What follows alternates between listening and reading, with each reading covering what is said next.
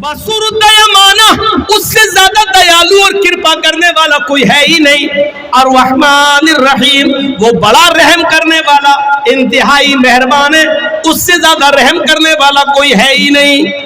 वेद के अंदर पढ़िए आप, नई सूपा थराए आसमान, नई सूपा थराए आसमान, तसुब्बुल्लज़ीना यदऊन मिन दूनिल्लाहि फयसुब्बुल्लाह अदवन बिगैरि इल्म।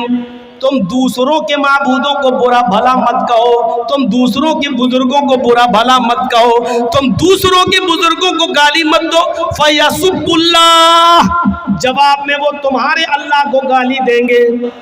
भाई तुम, अल्लाह के नबी ने फरमाया तुम किसी की माँ को गाली मत दो। तो साहबी ने पूछा अल्लाह के रसूल, अल्लाह के नबी ने कहा कि तुम अपनी माँ को गाली मत दो। तो साहबी ने कहा अल्लाह के रसूल, अपनी माँ को गाली कौन देगा? ऐसा कौन नालायक बेटा होगा जो अपनी माँ को गाली देगा? तो अल्लाह के नबी ने कहा तुम किसी की माँ को गाली दोगे, किसी को उसकी माँ की गाली दोगे, जवाब में वो तुम्हें तुम्हारी माँ की गाली देगा, तो इसका मतलब क्या हुआ कि तुमने अपनी माँ को गाली दी। न तुम उसकी माँ को गाली देते, न वो जवाब में तुम्हारी माँ को गाली देता। तो गोया कि तुमने खुद अपनी माँ को गाली दी है। कितनी अच्छी बात है, बताइए, इतनी अच्छी बातों को छोड़कर आप ओम भोम सुनना चाहते हैं? समझ से बाहर की बात है। तुम दूसरों के बुजुर्गों को गाली मत दो, दूसरों के खुदाओं को गाली मत दो, वरना वो तुम्हारे असली खुदा को गाली देंगे। आप राम को या लक्ष्मण को या ईसा को या मूसा को, पहली बात तो कोई मुसलमान ईसा मूसा को बुरा कह ही नहीं सकता, क्योंकि वो मुसलमानों का अकीदा कि वो भी हमारे नबी है, अल्लाह ने नबी बनाकर भेजा। तुम न किसी बुद्ध को, न किसी महावीर को, न किसी कृष्ण को, राम को, लक्ष्मण को, हनुमान को, तुम किसी को गाली न दो, इसलिए कि अगर तुम इनको बुरा कहोगे तो इनके मानने वाले तुम्हारे असली खुदा को, असली रब को बुरा कहेंगे। असली रब को बुरा कहेंगे तो इसका मतलब ये कि तुम खुद अपने रब को गाली देने के जिम्मेदार बन रहे हो। फरमाया कि फला तसब्बुल्लज़ीना यदऊन मिन दूनिल्लाह फयसुब्बुल्लाह अदवन, तुम दूसरों के बुजुर्गों को गाली मत दो, वरना वो जवाब में तुम्हारे असली खुदा को, असली रब को गाली देंगे बगैर इल्म के, बगैर इल्म के। इसमें तो कोई शक ही नहीं है कि अल्लाह एक है, और इसको सब मानते हैं। दुनिया की हर कौम मानती है, हर मजहब मानता है कि अल्लाह एक है। उनके यहाँ रसूल, नबी, ऋषि, अवतार, पैगंबर के भी आने का सबूत मिलता है। अब आप एक तरफ से देख ले, अल्लाह, इसको अल्लाह भी आया है वेदों में। अल्लाह, अल्लाह के साथ अस्मल्लाम इल्लल्ले मित्रा वरोड़ो इल्लल्ले इल्लल्लाह, देख रहे हैं आप? अस्मल्लाम इल्लल्लाह मित्रा वरोड़ो, इस दुनिया का बनाने वाला अल्लाह है। अल्लाह के शब्द के साथ आया है, अल्लाह के शब्द के साथ। इल्लल्ले मित्रा वरोड़ो इल्लल्ले, उसके अतिरिक्त कोई अल्लाह नहीं है, उसके अलावा कोई नहीं है, उसके अलावा कोई है ही नहीं। ये अल्लाह के साथ आया है, ईश्वर के साथ भी आया है, प्रभु के साथ भी आया है, बहुत आया है, और अग्नि के साथ भी आया है, अग्नि के साथ भी आया है। कुरान की फर्स्ट आयतें आप उठाएंगे, अल्हम्दुलिल्लाहि रब्बिल आलमीन अर्रहमानिर रहीम मालिकी यौमिद्दीन, वेद आप खोलेंगे तो आपको भी सबसे पहले यही पंक्तियां मिलेंगी। महीदेवस्य सवितु परिष्टुति, महीदेवस्य सवितु परिष्टुति, महान है हमारा वो देवता जिसके लिए सारी की सारी प्रशंसा, जिसके लिए सारी की सारी तारीफ है। महान है वो हमारा देवता जिसके लिए सारी की सारी प्रशंसा और सारी की सारी तारीफ है। अल्हम्दुलिल्लाहि रब्बिल आलमीन, सारी तारीफ उस अल्लाह के लिए है जो दोनों जहान का पालने वाला है। उसके बाद दूसरा मंत्र वेद में, बसुरुद्दयमाना, वो बड़ा दयालु और कृपालु है। बसुरुद्दयमाना, उससे ज्यादा दयालु और कृपा करने वाला कोई है ही नहीं। और रहमानिर रहीम, वो बड़ा रहम करने वाला, इंतहाई मेहरबान है, उससे ज्यादा रहम करने वाला कोई है ही नहीं। वेद के अंदर पढ़िए आप, नई सूपा थराए आसमान, नई सूपा थराए आसमान, सुंदर पथ रास्ता राय चलाना आसमान, हमको हमारे फायदे और लाभ पर चला, हमको हमारे फायदे के लिए लाभ के लिए सुंदर रास्ते पे चला। इहदीना सिरातल मुस्तकीम, हमको सीधे रास्ते पे चला। सुंदर पथ रास्ता, सुपथा राय आसमान, हमको सुंदर रास्ते पे चला। इहदीना सिरातल मुस्तकीम, हमको सिराते मुस्तकीम पर, हमको सीधे रास्ते पर चला। मेरे भाइयों, आप देख सकते हैं वेदों में ये स्पष्ट है, वेदों में साफ अल्लाह भी आया है। कुरान की जो शुरू की आयतें वो वेदों के शुरू में इस तरीके से आई हुई हैं। वेदों में तौहीद भरी पड़ी है। यचित्तियो यो पिम्मिम्मा नस्तस्मा देवी शोरीरिशा, जो भी मांगो उससे मांगो। यचित्तियो यो पिम्मिम्मा, जो भी मांगो उससे मांगो, वही सब कुछ देने वाला है। नस्तस्मा, नहीं दे सकता है कोई दूसरा। देवीशो, देवी देवता, रीरिशा, तुम्हें कुछ भी, उसके अलावा कोई दूसरा देवी देवता तुम्हें कुछ भी नहीं दे सकता है। देखिए कितना स्पष्ट कह दिया। यचित्तियो यो पिम्मिम्मा नस्तस्मा देवी शोरीरिशा, जो कुछ भी मांगो उससे मांगो, उसके अतिरिक्त उसके अलावा कोई भी देवी देवता तुम्हें कुछ भी नहीं दे सकता है। इसी को कुरान कहता है, वला तदउ मिन दूनिल्लाहि मा ला यनफउका वला यदुर्रुक फइन फअलत फइन्नका इज़म मिनज़ ज़ालिमीन। फइन फअलता फइन्नका इज़म मिनज़ ज़ालिमीन। अल्लाह को छोड़कर तुम किसी और को मत पुकारो, अल्लाह को छोड़कर तुम किसी और से मत मांगो, अल्लाह को छोड़कर तुम किसी और के पास मत जाओ। वला तदउ मिन दूनिल्लाह मा ला यनफउक वला यज़ुर्रुक, वो तुम्हें न लाभ दे सकता है, न हानि, न नुकसान पहुंचा सकता है, न फायदा, न प्रॉफिट दे सकता है, न लॉस दे सकता है। वो किसी चीज का मालिक नहीं है, सिर्फ अल्लाह है, और कोई भी तुम्हें कुछ भी नहीं दे सकता। फ़इन फ़अलत फ़इन्नका इज़म मिनज़ ज़ालिमीन, अगर तुम ऐसा करोगे तो जालिम करार दिए जाओगे, अगर ऐसा करोगे तो जालिमों में लिखा जाएगा तुम्हारा नाम, अगर ऐसा करोगे तो जुल्म का शिकार बन जाओगे, जालिम कहलाए जाओगे तुम। यानी अल्लाह के अलावा दूसरे से मांगोगे तो जालिम करार दिए जाओगे। ये वेदों में लिखा हुआ है कि जो कुछ मांगना है ऊपर वाले से मांगो, जो कुछ भी मांगना अल्लाह से मांगो, उसके अलावा अगर किसी और के सामने अपना दामन फैलाओगे तो जालिम लिखे जाओगे, जालिम करार दिया गया है। इसी को कुरान दूसरी जगह कहता है, इन्नल्लज़ीना तदऊन मिन दूनिल्लाहि लन यख्लुकू ज़ुबाबन वला इज्तमऊ लहू, अल्लाह को छोड़कर तुम जिनको पुकार रहे हो, जिनसे बेटा बेटी मांग रहे हो, जिनके आस्थानों पे जा रहे हो, वो सब मिलकर एक मक्खी भी पैदा करने की ताकत नहीं रखते। लन यख्लुकू ज़ुबाबन, वो एक मक्खी भी पैदा करने की ताकत नहीं रखते, एक मक्खी भी पैदा नहीं कर सकते, इतने कमजोर है वो, मक्खी पैदा नहीं कर सकते। अरे मक्खी अगर कुछ लेके उड़ जाए तो ये सब पकड़ कर उस मक्खी से वो चीज छीन भी नहीं सकते।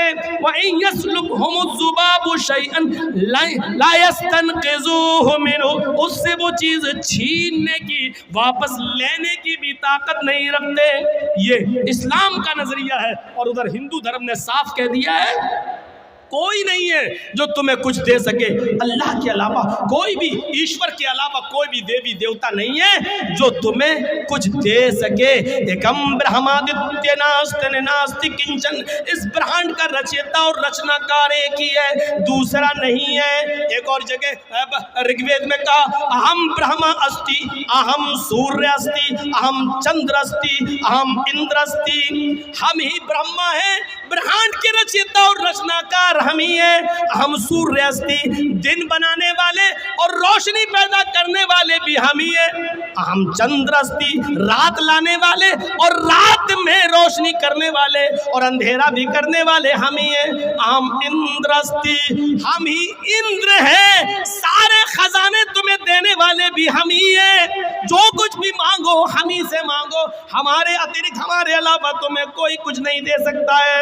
ये तौहीद भरी पड़ी है वेदों के अंदर, लेकिन ये भी कहा ओम निराकारम अस्ति निराकारम मस्त, उस ईश्वर का कोई आकार नहीं है, उसकी मूर्ति मत बनाओ, वो बगैर मूर्ति का है, उसकी कोई मूर्ति, उसकी कोई स्टैच्यू, उसका कोई मुजस्समा बना ही नहीं सकता है, वो अन स्टैच्यू है, उसका कोई स्टैच्यू नहीं बना सकता है।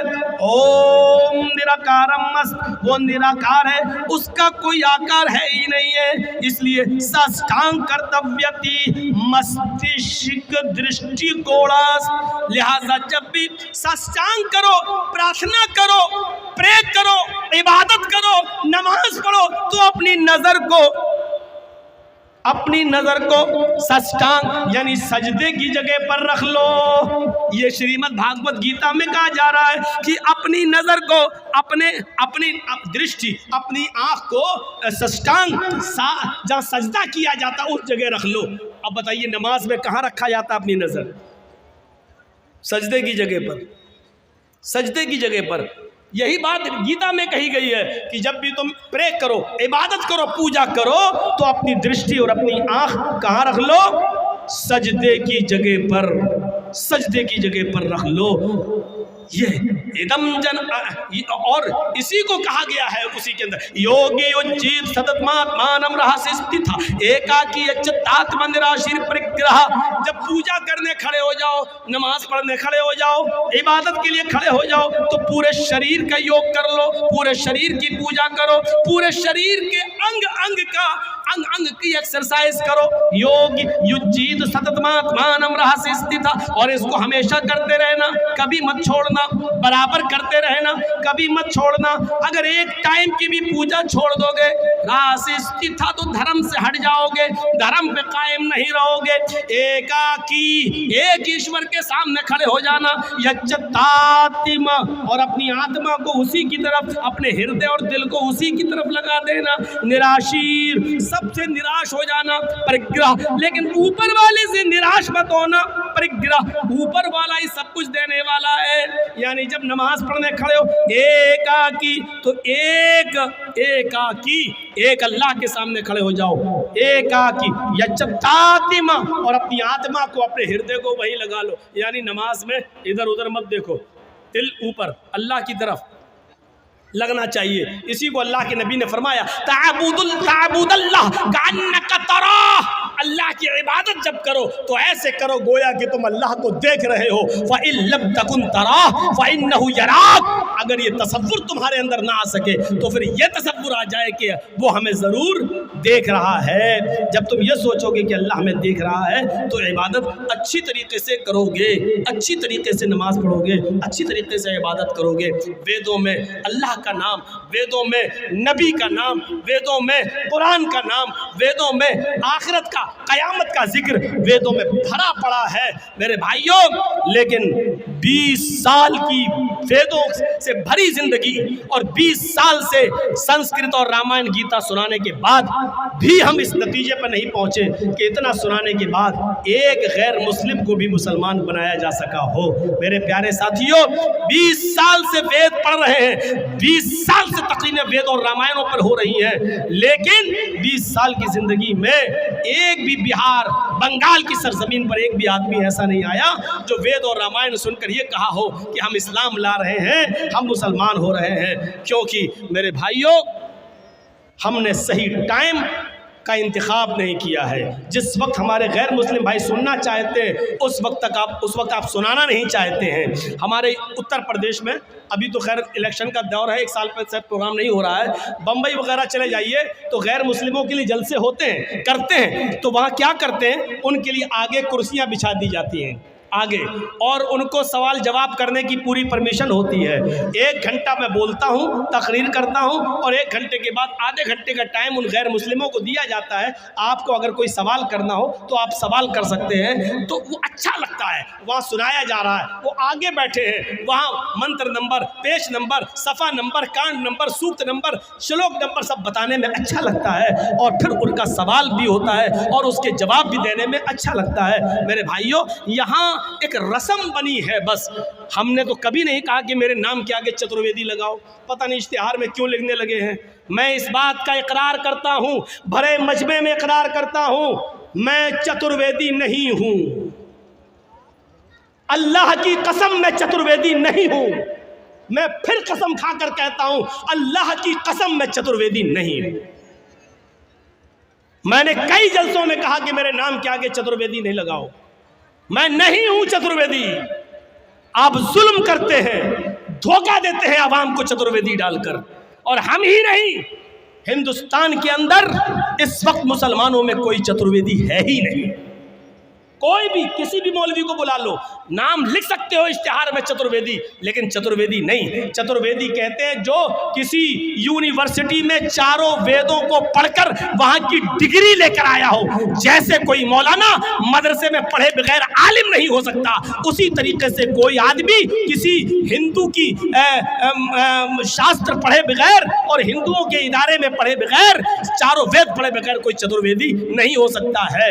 यहाँ तो जमीन से पत्थर खोदो तो चतुर्वेदी निकलता है, एक ढूंढो तो 100 पैदा हो जाते हैं। सबसे पहले हम अपने नाम के आगे कहते हैं कि चतुर्वेदी में नहीं हूं। सेल्फ स्टडी की है, मुताला किया है, थोड़ा बहुत मैं पढ़ता हूं, सुनाता हूं। मेरे भाइयों, इससे ज्यादा चतुर्वेदी की हैसियत नहीं। ना मैं मुफ्ती हूं, ना मैं चतुर्वेदी हूं। मेरे नाम के आगे ये चतुर्वेदी का लफ्ज न लगाया जाए। कई जगहों पे मैंने कहा, आज भी कह देता हूं कि चतुर्वेदी का लफ्ज मेरे नाम के आगे नहीं लगाया जाए। ये धोखा होगा आवाम को चतुर्वेदी का लफ्ज निकालकर। हम चतुर्वेदी नहीं है, एतराफ करते हैं। कोई अगर मुझे जाहिल कहता है तो कहता रहे, कोई मुझे अनपढ़ और गंवार समझता है तो समझता रहे, ये उसकी अकल पर डिपेंड करता है। लेकिन मुझे इस बात का एतराफ और स्वीकार करने में कोई शर्म पैदा नहीं हो रही है। अल्लाह की कसम मैं चतुर्वेदी नहीं हूँ। तो मेरे भाइयों, आपके कहने पर मैंने इतने मंत्र पढ़ दिए हैं, वो मंत्र मेरे खुद समझ में नहीं आए। रात के 3 बजे सुना रहा हूँ, तो आपके क्या समझ में आए होंगे वल्लाह ही बेहतर जाने। इससे तो अच्छी तकरीर वो थी जो चल रही थी। 1 बजे मेरा टाइम था, 3 बज चुके हैं। मेरे प्यारे साथियों, मैंने 2 घंटे का टाइम आपका लिया है। अब मैं इस उम्मीद के साथ आपसे रुखसत हो जाऊंगा कि आप इस इंसानियत को बरकरार रखें। और इंसानियत में हिंदू, मुसलमान, सिख, ईसाई सब आते हैं। सबकी इज्जत होनी चाहिए, सबका सम्मान होना चाहिए और सबको बराबरी की नज़र से देखा जाना चाहिए। सबके साथ हमदर्दी होनी चाहिए, सबके साथ वफादारी होनी चाहिए। और यही इस्लाम की दावत है, यही इस्लाम की शिक्षा है, यही इस्लाम का मिजाज है। इसको समझने की ज़रूरत है। अल्लाह ताला से दुआ है कि बारे इलाह हमारी ख़ताओं को माफ़ फरमा दे, हमारे गुनाहों को बख्श दे, हम जमीअ मुसलमानों को समझने की तौफीक अता फरमा और हमें इंसानियत हमारे अंदर भर दे। ऐ अल्लाह, जब तक तो हमें